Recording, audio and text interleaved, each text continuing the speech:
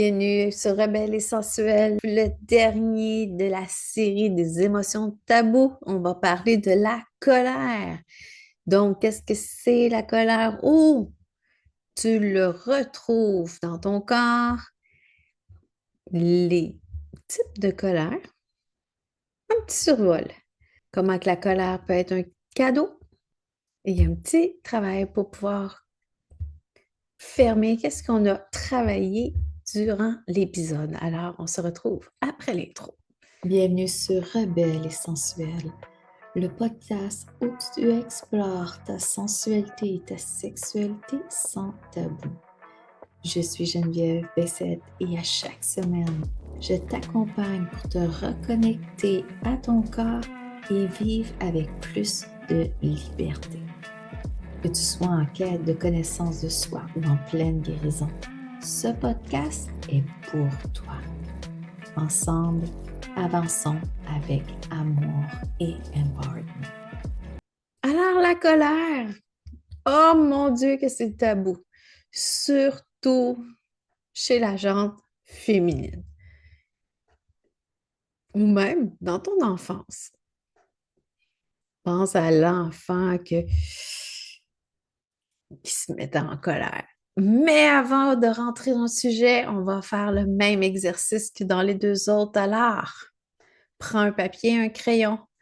Écris-moi deux situations où tu éprouves de la colère envers une autre personne et deux situations où tu éprouves de la colère envers toi-même.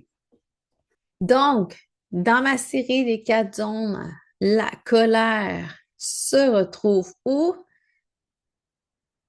Petit indice, un endroit du corps que j'ai massé énormément durant mes 19 ans en massothérapie. C'est le cou et les épaules. Tu sais, le dessus des épaules, le trapèze, avoir mal au cou, c'est incroyable. Tous ces mots que l'on ravale, toutes ces émotions qu'on ravale la pilule parce qu'on a besoin de continuer, qu'on ne prend pas le temps de vivre les émotions, tous ces sentiments d'impuissance, quand tu n'oses pas prendre ta place et que finalement tu décides de te taire. Alors, toute cette mâchoire serrée, tout ce qui tire devant ton cou et beaucoup plus que qu'est-ce qui est étiré en arrière. Donc, les tensions souvent se retrouvent devant, dans le partie antérieure de ton cou, donc devant ton cou, pendant que l'arrière de ton cou, ta partie postérieure, ben là, ça tire, c'est étiré, c'est comme ça tient de peur pour dire Ah! Puis la mâchoire est grandement liée à créer des tensions là. Et la mâchoire, par chaîne musculaire, ben, tu sais, ce mal de tête-là, de chaque côté où que tu vas prendre tes doigts, tu vas masser tes tempes, tout ça est en lien, est en chaîne musculaire avec ton cou. On ne se le cachera pas. Alors, fais juste mettre tes mains au niveau de ta mâchoire où tu le sens quand tu ouvres que la partie musculaire.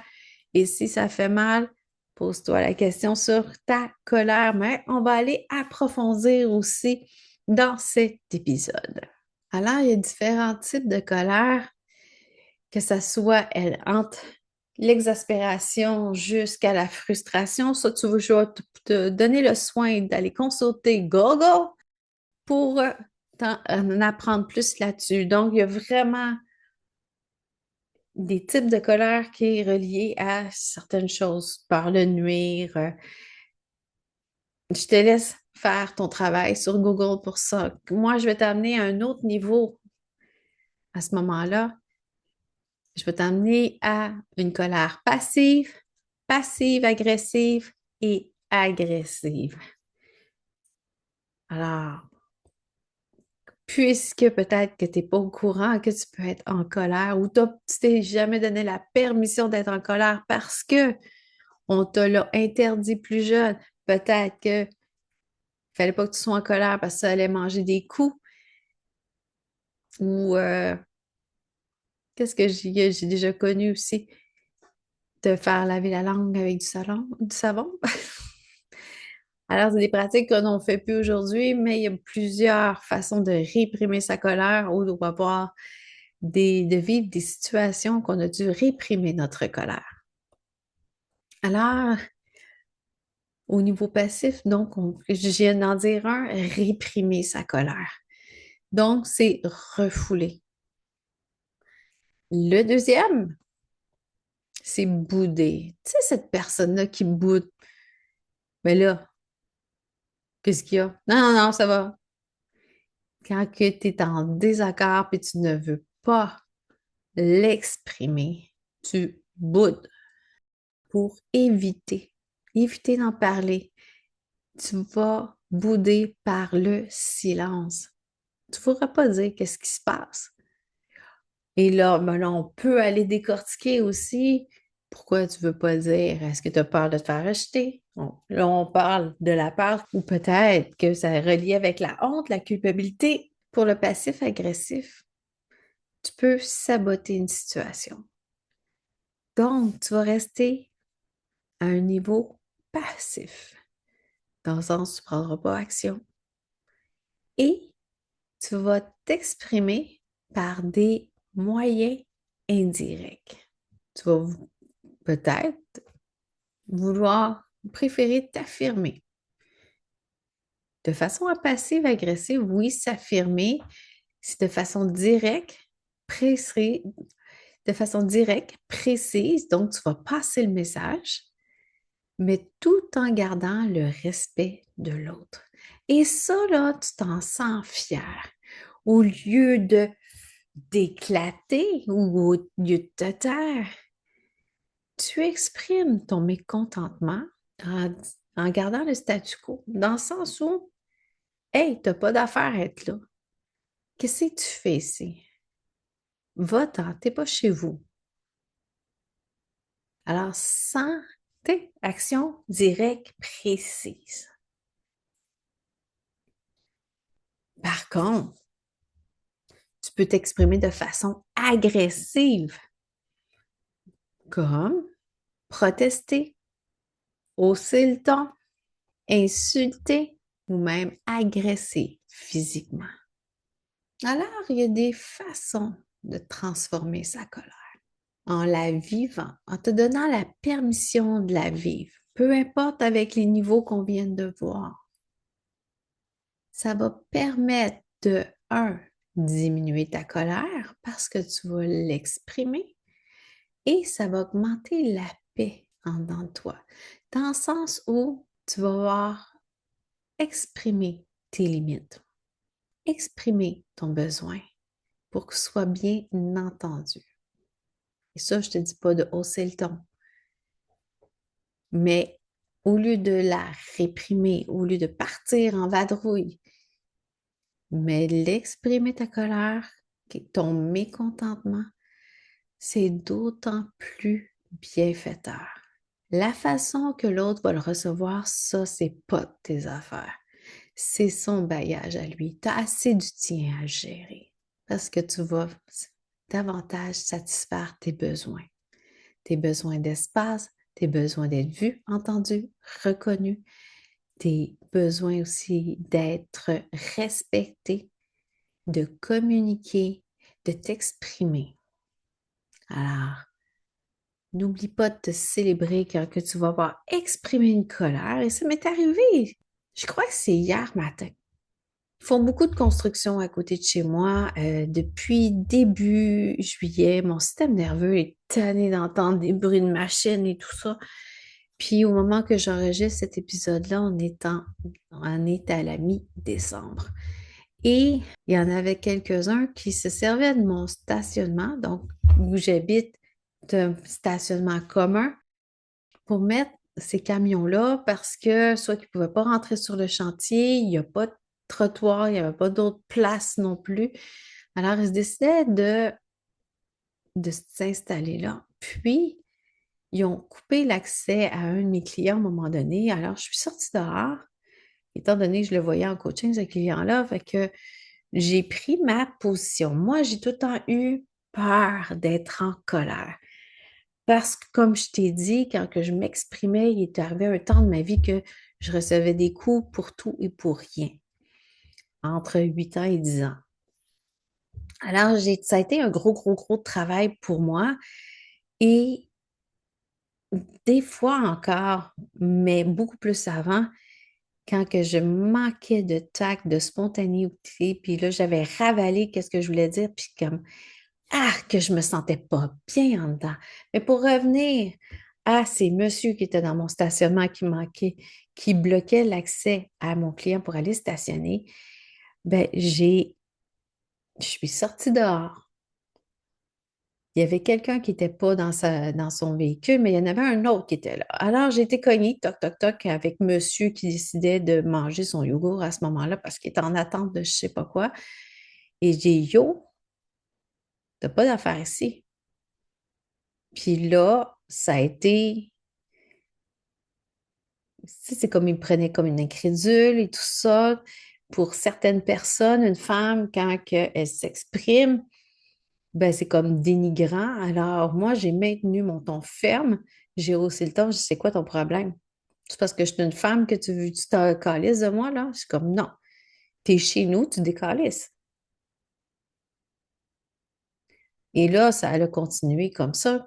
Puis, j'avais pas vu que mon client il était déjà en attente dans un autre stationnement à côté parce qu'il n'a pas pu passer. Alors, le monsieur qui était pas dans son camion, qui est revenu, il est parti aussi vite, il a même pas osé me regarder. Et l'autre, ben, ça n'a pas pris de temps. quand que je suis, euh, quand je suis remontée. Quand que je suis redescendue, il n'y avait plus personne. Et il n'y a jamais eu personne de ces travailleurs-là qui se sont installés dans mon stationnement. Parce que il fallait dire de façon ferme qu'ils n'ont pas d'affaires ici.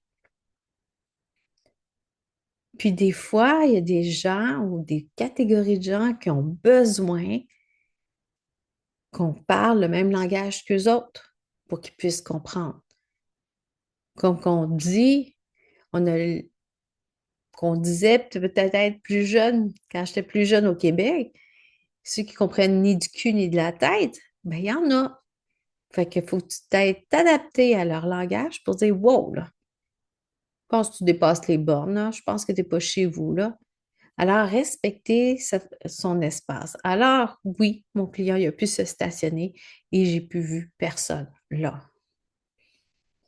Alors, cette colère-là, ben, quand elle est arrivée, là, puis que je voyais que mon client, là, qui ne pouvait pas stationner, qu'il bloquait le passage, puis tout ça. Puis je leur ai dit, tu m'empêches de faire ma business, là. Tu sais, parce qu'ils disaient, ah, tu m'empêches de travailler, tu m'empêches de faire ma business, t'es chez nous, là. Mais ça a été un signal d'alarme comme, yo, tu respectes pas mon espace. Alors, au lieu de me renfermer comme je faisais, j'ai déjà fait souvent et très, très, très souvent,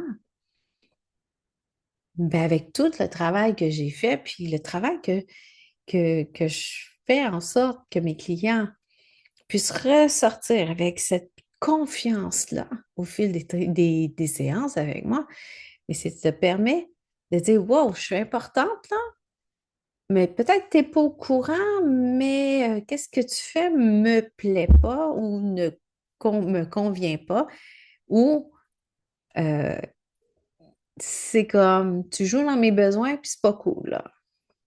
Par contre, la colère est un cadeau. Dans la situation que je t'ai nommée, la colère est un cadeau dans le sens où que j'ai pas tout le temps su prendre ma place. Et là, cette colère-là m'a donné la drive d'aller confronter le doute pour dire, yo, t'as pas d'affaire là. Il y a un non-respect ici, puis j'ai pas envie de me faire piler dessus aujourd'hui. Alors, cette colère-là, c'est quand que ça te trigger, quand que ça fait un déclencheur chez toi, c'est parce qu'il y a quelque chose qui ne va pas, mais ça peut cacher autre chose aussi. Quand tu ne sais pas pourquoi tu es en colère, ta colère, que ce soit envers toi, envers les autres, ça peut être une émotion écran. Dans le sens où c'est quoi la vraie chose qui est en dessous? La vraie chose qui est en dessous dans mon cas, c'est que je passais dans le beurre dans ma famille, je passais dans le beurre parce que j'étais capable de m'occuper tout seul, j'étais une gentille fille, j'étais capable de jouer tout seul dans ma chambre, j'étais capable de m'adapter, les professeurs m'aimaient bien, mais je vivais de l'intimidation à l'école parce que je déménageais souvent à cause de mon contexte familial. Tu sais, la fameuse petite nouvelle, là, ça en fait baver une couple. C'est ça qui est arrivé souvent. Alors, mon besoin est satisfait, ben, c'est comme j'avais le goût de prendre ma place et j'avais le goût d'être vue, entendue, reconnue et surtout respectée. Respectée pour qui je suis.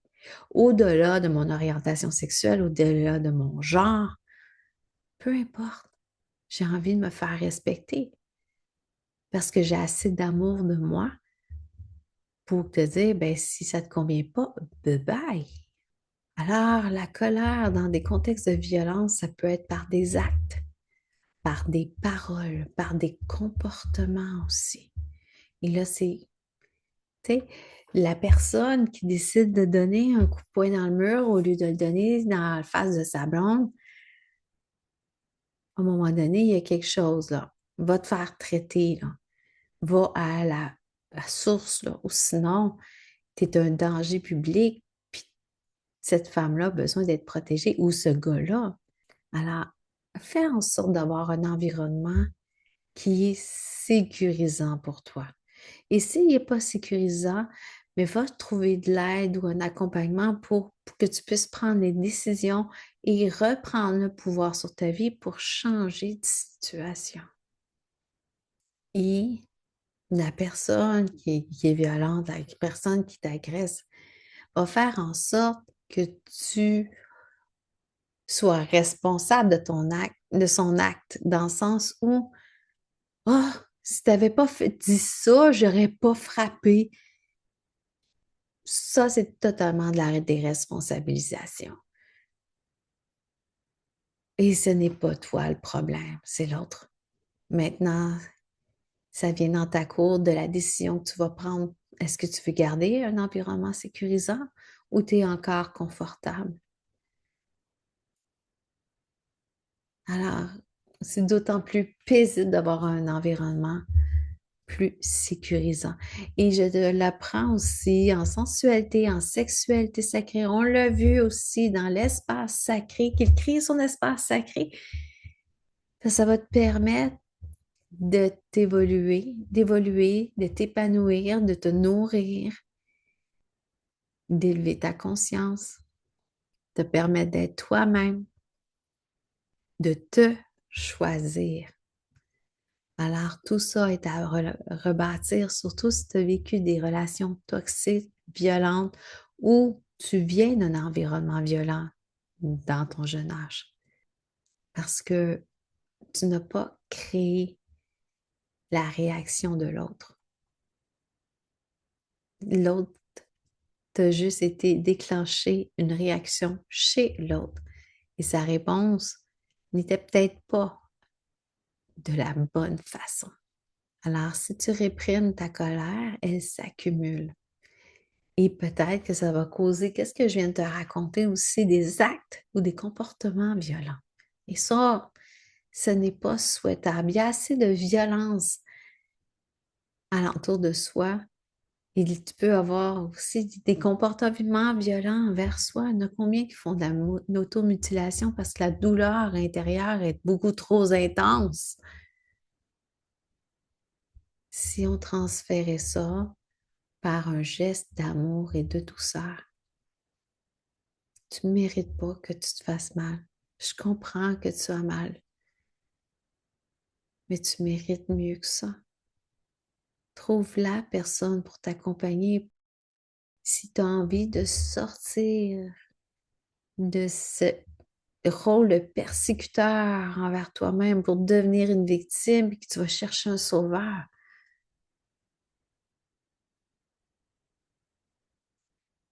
D'où vient cette colère-là? qu'est-ce qu'elle cache? Parce que quand elle s'accumule, ça peut engendrer de la peur puis de l'impuissance. Tu vas rester dans un environnement toxique parce que tu penses que tu ne vaux pas mieux. Tu n'en vaux pas la peine. Tu es en colère vers la situation, mais tu as l'impression que tu as les deux mains liées. C'est pour ça que c'est important de choisir à qui tu veux en parler. Comme qu'on a vu dans l'émotion taboue de la peur. Quelqu'un à qui tu as confiance, que tu te sens en sécurité. Mais tout vient, peu importe ce que tu vas discuter avec elle, tout vient de toi. Des fois, c'est juste un petit support pour dire, OK, c'est pas juste dans ma tête. Puis quand que l'autre pense, qui te dit que c'est de ta faute s'il agit comme ça, mais il veut juste inculquer la honte et la culpabilité chez toi. Puis ça t'appartient pas. Tu n'es pas responsable de la colère de l'autre personne. Alors, reprends tes 4 situations du début, puisque tu en sais plus maintenant. Les 2 sur la colère envers toi, les 2 sur la colère envers l'autre. Essaie d'identifier les déclencheurs ou la façon aussi que tu réagis à ces situations. Essaie de voir c'est quoi le besoin non satisfait derrière les émotions et quelle sera ta prochaine étape, ta stratégie, ton action que tu aimerais faire pour pouvoir changer ta relation avec la colère.